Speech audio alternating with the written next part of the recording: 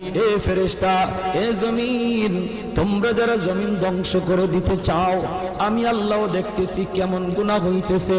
যেই মানুষে আমি আল্লাহ এত আদর করে বানাইলাম, আসমান আল্লাহ বানাইছেন কুন ফায়াকুন বইলা, ফেরেশতাও আল্লাহ বানাইছেন কুন ফায়াকুন বইলা, জমিনও আল্লাহ বানাইছেন কুন ফায়াকুন বইলা, কিন্তু আমারে আপনারে আল্লাহ পাক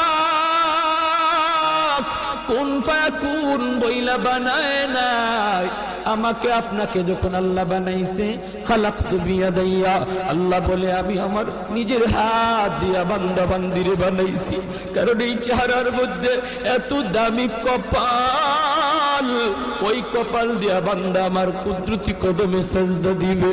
এই কপালটার এত দাম, এই কপাল কুন ফায়াকুন বললে হয় না, এই কপাল ফেরেশতাদের হাতে বানাইলেও হয় না, আমি আল্লাহ নিজের হাতে